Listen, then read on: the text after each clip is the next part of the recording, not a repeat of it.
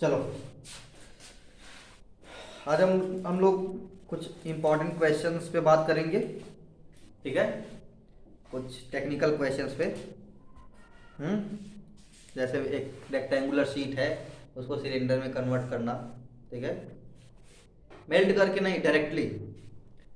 जैसे कोन है, कोन को से रिलेटेड क्वेश्चंस। ठीक है, तो क्वेश्चन है a rectangular sheet of metal 44 centimeter long and 20 centimeter broad is rolled along its length into a cylinder.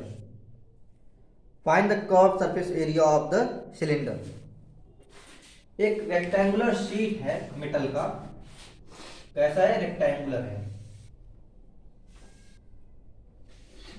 अच्छा, इसका लेंथ कितना है? 44 सेंटीमीटर। 44 सेंटीमीटर। और ब्रॉड कितना है? इसका ब्रेथ कितना है? 20 सेंटीमीटर। अब कहा जा रहा है इसको अलोंग इट्स लेंथ, इसे फोल्ड करके सिलेंडर बनाया जा रहा है। तो जैसे मान लो ये रेक्टेंगुलर शीट है हमारे पास, सपोज ये। ठीक, जब लेंथ के अलोंग बोला जाए फोल्ड करने के लिए तो ऐसे, मतलब उस लेंथ को ही मोड़ दो। ठीक है, ऐसे देखो फिर से। जब लेंथ के अलोंग बोला जाए तो लेंथ कौन सा है? ये है, तो इसको ऐसे फोल्ड कर दो। ठीक है, और जब ब्रेथ के अलोंग बोला जाए, ठीक है, किसके? ब्रेथ के अलोंग बोला जाए, तब किसको फोल्ड करोगे? ब्रेथ। ठीक है, अरे मुड़ जाओ भाई, ऐसे। ठीक है, ऐसे। कब इन दोनों कंडीशन में देखो, जब लेंथ के अलोंग बोला जा रहा है, किसके अलोंग? लेंथ के, तो किसको फोल्ड करोगे? इस लेंथ को ऐसे, ये पोर्शन ऐसे। ठीक है, तब ये सिलेंडर हो जाएगा। तो यहाँ हाइट कौन होगा? जो पहले क्या हुआ करता था? ब्रेथ। अब वो अब क्या बन जाएगा? सिलेंडर का हाइट बन जाएगा। जो ब्रेथ होता था वो सिलेंडर का हाइट बन जाएगा, लेकिन ये जो लेंथ होता था ये क्या बन जाएगा? सिलेंडर का सरकमफेरेंस ऑफ बेस। देखो ये लेंथ हुआ था, लेंथ था, इसको फोल्ड करके देखो ऐसे सिलेंडर बना रहे हैं हम लोग। ठीक है, तो बताओ ये सरकमफेरेंस ऑफ बेस या सरकमफेरेंस ऑफ टॉप बन जाएगा ना? देखो सरकमफेरेंस ही तो बनेगा। ठीक, तो इस क्वेश्चन में जब इसको हम फोल्ड कर रहे हैं तो ये कुछ ऐसा सिलिंड्रिकल फॉर्म में हो जा रहा है। ठीक है,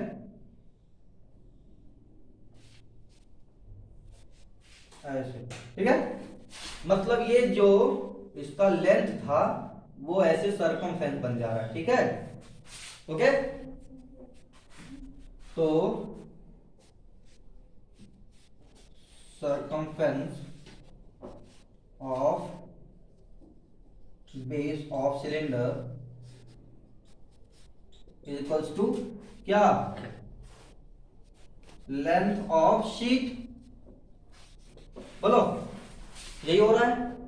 तो चलो, सरकमफेरेंस ऑफ बेस क्या होता है? 2 पाई आर होता है। 2 pi are is equals to क्या हो जाएगा? इसका लेंथ कितना है? 44 सेंटीमीटर। यहां तक कोई डाउट? No doubt. अच्छा, इसका जो ये ब्रेथ होता था, ये सिलेंडर की हाइट हो जाएगी। बोलो, सिलेंडर की हाइट बोली जाएगी। अच्छा, तो लिख सकते हैं height of cylinder is equals to क्या? 20 सेंटीमीटर। Breath of sheet. भाई इसकी हाइट कौन है? ब्रेथ ही तो हाइट बन रही है, मतलब हाइट h इसका कितना हो जाएगा? 20 सेंटीमीटर। ठीक है, हमको फाइंड क्या करना है? फाइंड क्या करना है? Curve surface area. ठीक है, तो फाइंड करना है कर्व सरफेस एरिया। यहां देख लो, टू फाइंड क्या? To find CSA। ठीक है, तो CSA क्या होता है? 2 पाई RH। ठीक है, बोले तो इसको लिख सकते हैं 2 पाई आर इंटू एच, ठीक है।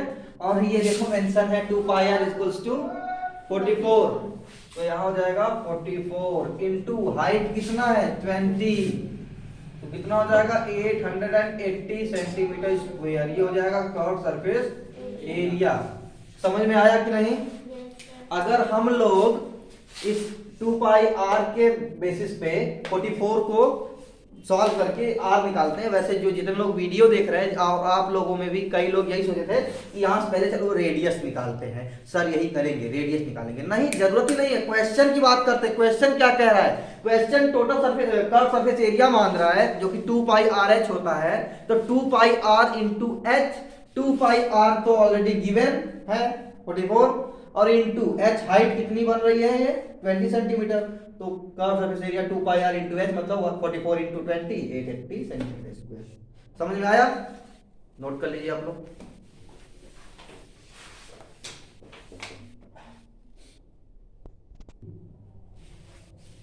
चलिए नेक्स्ट क्वेश्चन की तरफ चलते हैं।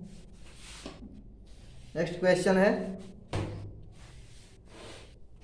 the radius and height of a cylinder are in the ratio 5:7 and its volume is 550 centimeter cube. Find its curved surface area. Find its curved surface area. एक cylinder है, पता नहीं उसका रेडियस कितना है और हाइट कितना है, बट इतना दिया है इसके रेडियस और हाइट का जो रेशियो है वो है 5:7, मतलब R is to H is equals to 5:7। Okay, चलो late R is equals to 5x, H is equals to 7x, ठीक है। कंसीडर कर लेते हैं। वॉल्यूम गिवन है, हम लोग जानते हैं वॉल्यूम का फॉर्मूला क्या होता है, पाई आर स्क्वायर एच, है ना। ओके, तो चलो वॉल्यूम गिवन कितना है 550 इक्वल्स टू पाई का वैल्यू 22/7 इंटू आर कितना है 5x, इसका स्क्वायर करेंगे इंटू 7x, ठीक है। चलो आगे बढ़ते हैं। 550 ऐसे ही रहने दो is equals to 22/7 into 5x का स्क्वायर करेंगे तो 25x स्क्वायर हो जाएगा इंटू 7x। मल्टीप्लिकेशन करते हैं, ये 550 को ऐसे रहने देंगे is equals to 22 into 25 into 7। एक काम करते हैं, 7 से 7 कैंसिल आउट, तो बचेगा 22 इंटू 25, ठीक है, into x square and x क्या एक्स क्यूब, ठीक। अब 22 इंटू 25 इधर आएगा तो हो जाएगा 550 अपॉन 22 इंटू 25, है ना। कुछ गलती कर दी है नहीं, सही है ना, कहीं गलती नहीं की है ना। इज इक्वल्स टू ये क्या हो जाएगा एक्स क्यूब, ठीक। 25 1 जा 25 2 जा 25 5 2 जा, ठीक। 22 से 22 कैंसिल आउट, मतलब 1/1 is equals to X cube. बोले तो X cube is equals to 1, तो X is equals to cube root 1। भाई क्यूब रूट 1 का वैल्यू 1 होगा, चाहे कोई भी रूट लगे चाहे कितना भी पावर लगे 1 का वैल्यू 1 ही रहेगा, तो x इज इक्वल्स टू 1 मिल गया। तो रेडियस r कितना हो जाएगा 5x is equals to 5 into 1 is equals to 5 centimetre, ये रेडियस हो जाएगा। और हाइट कितना 7x, कितना 7 इंटू 1 इज इक्वल्स टू कितना 7 सेंटीमीटर। निकालना क्या है कर्व सरफेस एरिया CSA, क्या होता है 2 पाई आर एच, ठीक। 2 इंटू पाई का वैल्यू 22/7 इंटू आर कितना है 5 इंटू एच 7, 7 से 7 कैंसिल आउट, 2 इंटू 22 44 इंटू 5 कितना हो जाएगा 4 5 20 4 5 20 एंड 2 220 सेंटीमीटर स्क्वायर हो जाएगा curve surface area. This is our required answer. Okay, I hope समझ में आया होगा, नोट कर लीजिए इसे आप लोग। ओके,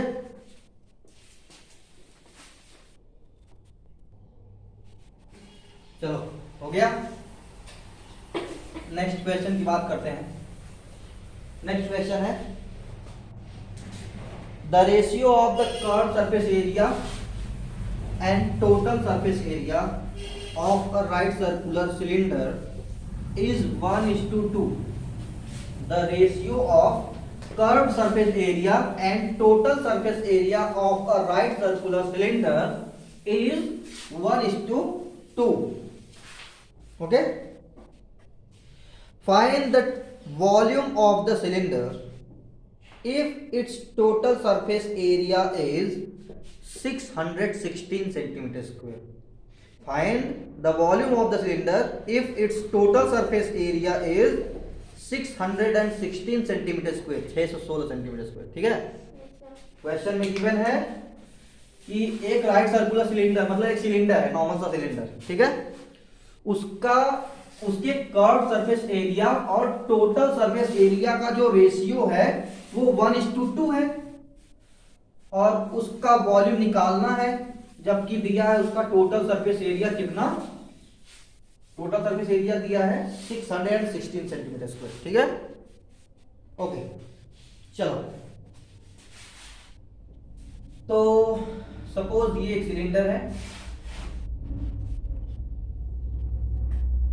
ये सिलेंडर है, इसका कर्व सरफेस एरिया CSA और total surface area TSA।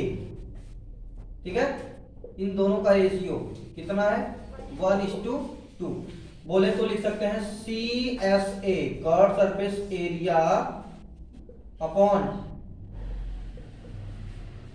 Total surface area TSA is equal to 1/2। ये हो जाएगा भाई, रेशियो का मतलब अपॉन होता है ना। चलो, कर्व सरफेस एरिया का फॉर्मूला होता है 2πRH, सिलेंडर के कर्व सरफेस एरिया का फॉर्मूला ये है, अपॉन टोटल सरफेस एरिया का फॉर्मूला साथ में मत नोट करो, देखो क्या होता है, 2πR into H plus R is equal to 1/2। ये देखो 2πR कैंसिल आउट, तो मिल गया हमको H upon H plus R is equal to 1/2। यहां तक कोई डाउट? No doubt? तो एक काम करो, इतना आप लोगों को हिंट मिला है, थोड़ा सा आप लोग ट्राई करो, अदरवाइज मैं तो बता ही रहा हूं, इस हिंट से जरा ट्राई करो, बाकी आगे मैं बता रहा हूं। ओके बच्चों, जिनको आ गया ठीक, और जिनको नहीं आया वो देखे। यहां तक कोई डाउट नहीं है ना भाई? Curve surface area total surface area का रेशियो 1:2 दिया है, तो उसी को अपॉन में लिख सकते हैं, curve surface area upon total surface area is equal to 1/2। तो कर्व सरफेस एरिया का फॉर्मूला होता है 2πR into H upon total surface area का 2πR into H plus R, 2πR से 2πR cancel, H upon H plus R। यहां तक कोई doubt? No doubt? पक्का?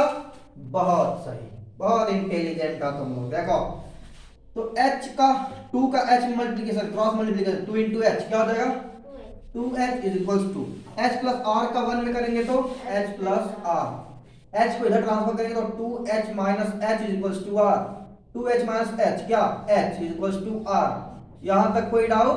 No doubt. I hope, I think no doubt है ना।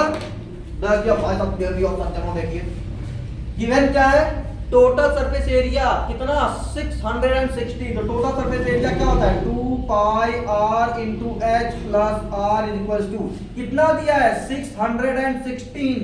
यही ना दिया है जी, देखो यार ना, देखो 2 इंटू पाई का वैल्यू 22/7 इंटू R, R तो R ही रखे रहो, into H plus R, H is equal to क्या है, R, तो H के प्लेस पे क्या रख देंगे, R। शाबाश, R plus R is equal to 616। अच्छा, 2 इंटू 22 कितना, 44/7 बी क्वाइट into R, R plus R क्या, 2R, भाई R तो R ही रहेगा, और R plus R 2R is equal to 616। Okay, बहुत अच्छी बात।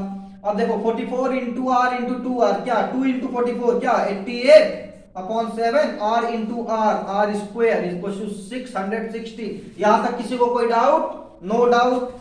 तो चलो 88 अपॉन 7 को उधर ट्रांसफर करेंगे तो हो जाएगा 616 अपॉन, सॉरी वो तो ऑलरेडी था, ये 88 अपॉन 7 जाएगा तो 7 अपॉन 88 हो जाएगा, और यहां बचेगा आर स्क्वायर। यहां तक कोई डाउट नहीं है ना?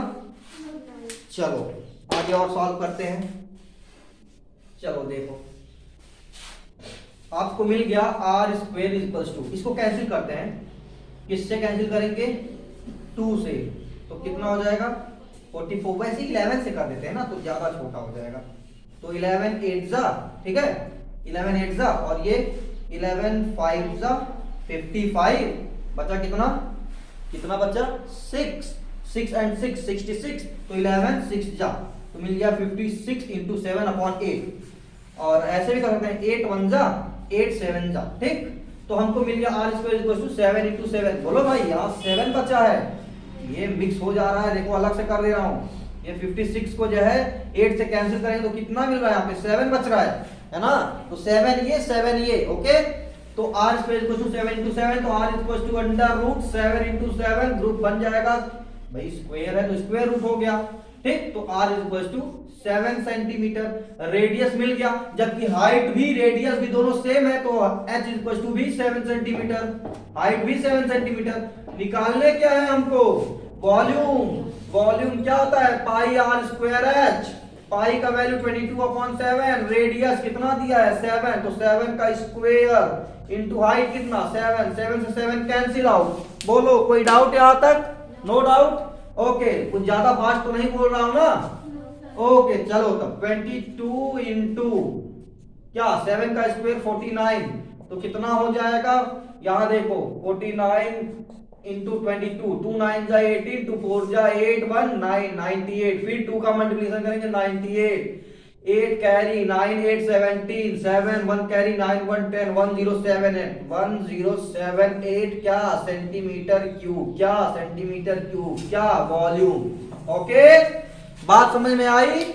एक बार फिर से समझाता हूं। देखो पहले हम total surface area, curve surface area दोनों का रेशियो दिया है, ठीक है। तो कर्व सरफेस एरिया अपन टोटल सरफेस एरिया 1/2 सॉल्व किए हैं, तो ऐसा अपॉन h प्लस r आया है, ठीक है। इसको तीसरी चौथी बार बता रहा हूं, ठीक है। अब इसी को क्रॉस मल्टीप्लिकेशन करके हम पा गए 2h equal to h plus r। h को ट्रांसफर कर लिए, ठीक है। बोलो बच्चों, एक साथ बोलो, डरने की बात नहीं। ओके चलो देखो, h को ट्रांसफर किया 2h minus h equal to r। बच्चों ने तो जैसे खाना ही नहीं खाया, जाए तो मत बोलो। h इक्वल टू r मिल गया हमको सॉल्व करने पे। तो अब देखो चलो, टोटल सरफेस एरिया दिया है कितना? 616। तो टोटल सरफेस एरिया फॉर्मूला होता है 2 pi r into h plus r equal to 616, जो कि गिवन है ना? पक्का। चलो वैल्यू पुट करते हैं, 2 इंटू पाई का वैल्यू 2/7 इंटू r, ठीक, इंटू h प्लस r। भाई h इक्वल टू क्या मिला? r, तो h की जगह पे r रख दिए तो r प्लस r। चलो ये 616 तो कॉपी होगा ही। 2 इंटू 22 क्या? 44 अपॉन 7 इंटू r इंटू ये r प्लस r 2r, तो r इंटू 2r। देखो r इंटू r स्क्वायर, और 2 इंटू 44 88 अपॉन 7, है ना। r स्क्वायर को छोड़ दो, 88 अपॉन 7 को ट्रांसफर कर लो, तो r square equal to 616 already जो दिया था वो लिख लिए, इंटू 88 अपॉन 7 क्या आ जाएगा? 7 अपॉन 88।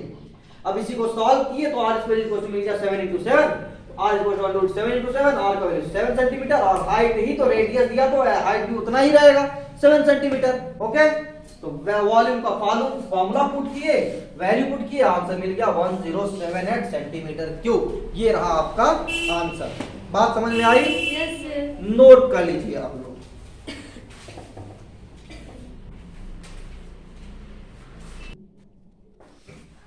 चलो नेक्स्ट क्वेश्चन पे चलते हैं। नेक्स्ट क्वेश्चन है, if base radius of a right circular cylinder is half, keeping the height same, find the ratio of the volume of the reduced cylinder to that of the original cylinder.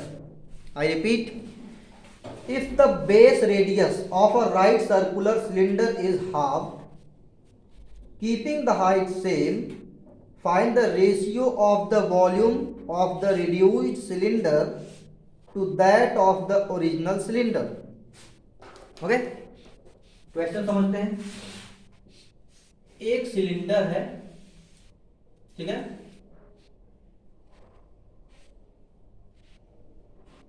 जिसका radius r है,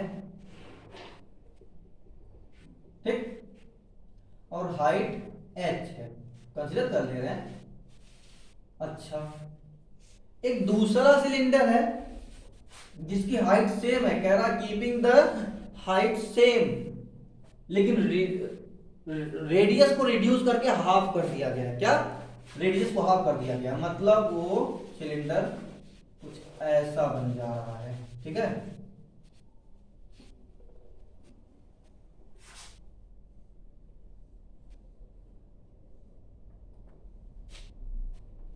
height same है, उतना ही h है height, लेकिन जो radius है, ये radius ये हो जा रहा है कितना, r/2, ठीक है।